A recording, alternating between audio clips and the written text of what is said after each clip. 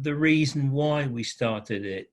The origins, if you like, are shared by all families, and the origins are that we all, as parents, look forward to having a healthy child and bringing up that child with all the hopes that attach to what parents want and believe and what they want for their child.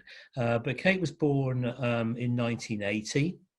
And she was seemingly a perfectly normal child, except that she never slept much, which most parents will have some knowledge of. In the June of 1983, we were given a diagnosis that she had a very rare degenerative disorder called mucopolysaccharide disease Sanfilippo type A, which meant that she would lose what abilities she had. By the time the diagnosis had been established on Kate, Tom was born in 1983, and at the date of the establishment of the diagnosis, he was 6 months old. And I think sort of completely left field when the doctor was breaking the news to us, he said, well, this is a recessive gene, which means that you're both carriers, and there's a 50% chance that you'll, 50 or 25% chance that you'll have a child with this disorder. And so we'll need to test your son as well. And so that happened, and he wasn't manifesting too many signs of the illness. I think no sign of the illness in reality, except that he looked remarkably like his sister with vivid red Celtic hair, and which was a great pleasure to us both.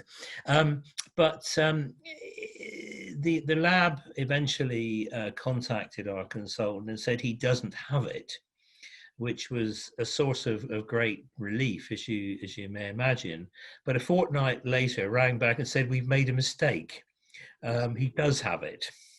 So in 1983, here we were as young parents, youngish parents, faced with the prospect of having our two children die, certainly before their 20th birthday, and probably sometime before that.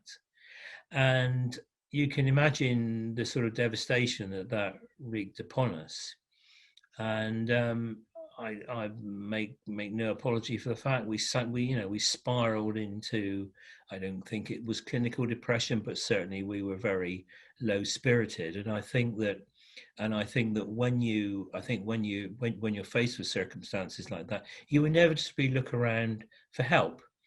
And family and friends are great, but there's only so much that they can do. We wanted to share our lives with people who understood what we were going through.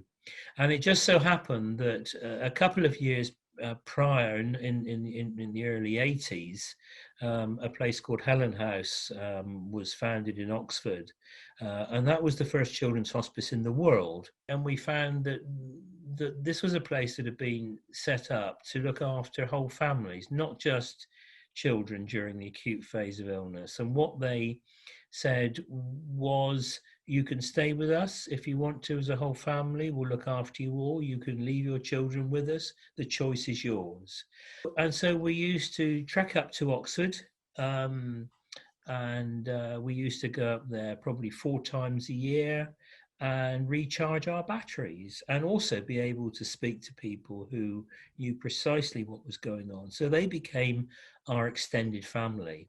It's no exaggeration to say the story goes that I woke up one night at Helen House and said to my wife Jill, I think we should build a children's hospice for the southwest of England.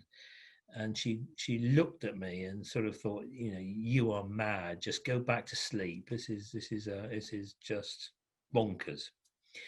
But from that bonkers statement, an idea grew that maybe that what we'd experienced, we should bring to the children of the Southwest, knowing that our children, Kate and Tom, would not benefit from that. We sought support from all over the place. We used to have to travel the length and breadth of the Southwest to spread the word. But we knew it was going to cost in those terms 30 years ago, probably around about the £1 million mark, and we had no money in the bank, and no wealthy backers.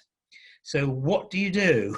You go out and tell you go out and tell a story. And as I'm telling you the story today, Jill and I told that same story back in 1991. I was working full time as a manager with Devon Social Services. Jill was at home, and we used to do this in our spare time. We held a launch in North Devon in May of 91. And from there it sort of kicked on, and by the end of 1991, we probably had coming through our front door at home probably £2,000 or £3,000 a week. And so we did a regional launch in November, and by the time February came, we had about £20,000 to £30,000 a month coming in. It was remarkable, and what I can say was that what we were saying united everybody. So whether you lived in Cornwall, whether you lived in Bath, whether you lived in South Somerset, whether you lived in the South Hams, whether you lived in Torridge, wherever you were united by the story of there being, we thought, around about 1,000 children who could benefit from our services alive at any one time. I feel a sort of tremendous sense of humility at how people were able to support us and give what they could from all over the county. Oh, sorry, all over the peninsula. We opened in September 1995. Our daughter Kate died at actually Helen House in the November after we launched in 1991. So we were without Kate. Tom was still alive, but he never used Littlebridge House, and we also had a third child, Lizzie, to look after. So you can see what stupid people we were in terms of loading pressure on.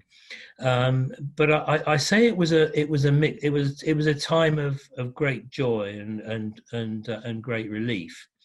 But it was also quite difficult, because early in 1995, my wife Jill was diagnosed with breast cancer, and that was, I think, in the March of 1995, and was given a very poor prognosis. So Jill underwent some pretty grisly treatment, and she was well enough in 1995 to return to work because she ran the charity.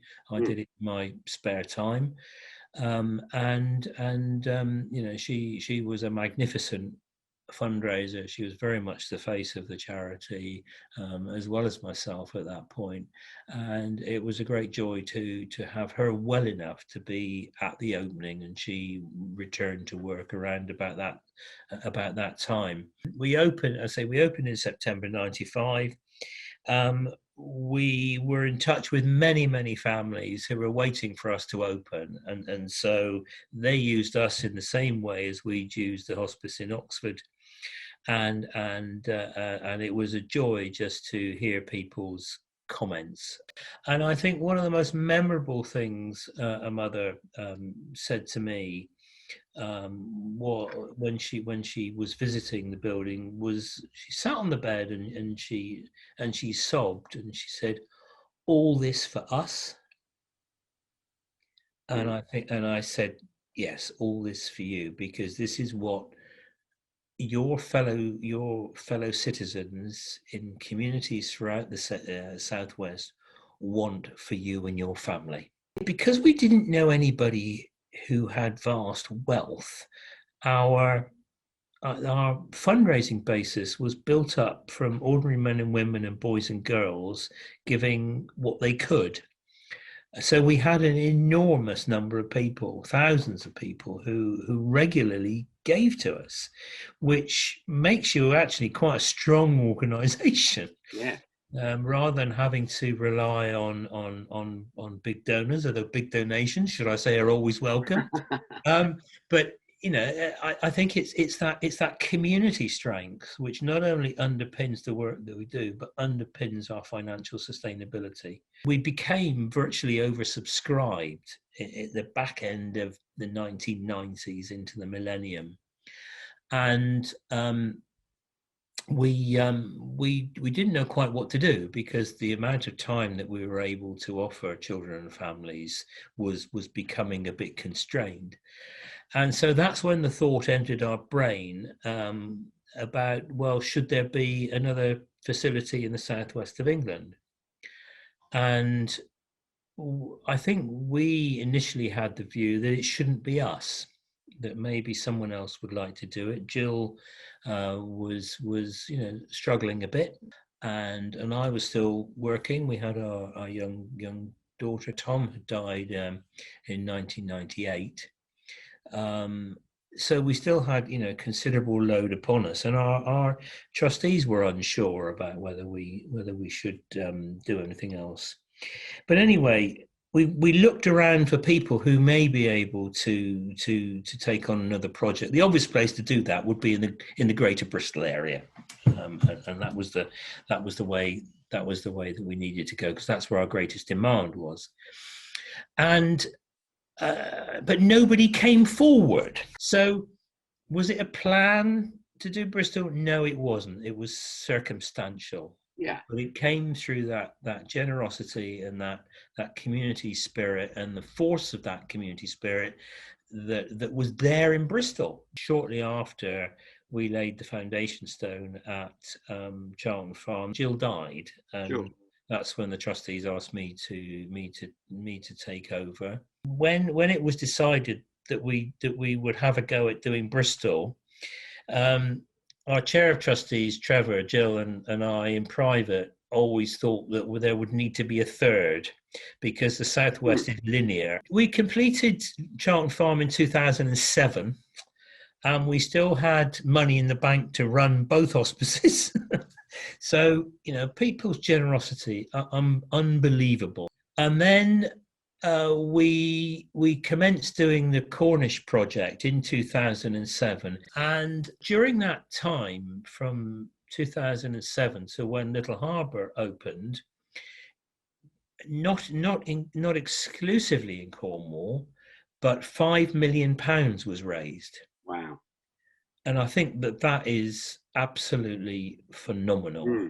Something happened to the charity at that point. We became truly southwestern with our three areas of activity, and I think that has really strengthened us as an organisation. It shows you what the power of people coming together can achieve, and thankfully we've played a part in being that rallying point. The reason that we're here is because of Kate and Tom and many other hundreds of children like them, and also because of those tens of thousands of people who've made it possible. Whether it's Cornwall, whether it's Devon, whether it's Somerset, whether it's Bristol, whether it's South Gloucestershire or Bath or wherever it might be, we will be here thanks to the generosity of the people of this region and the love that they exude for children and families where the child is not going to make it to adulthood.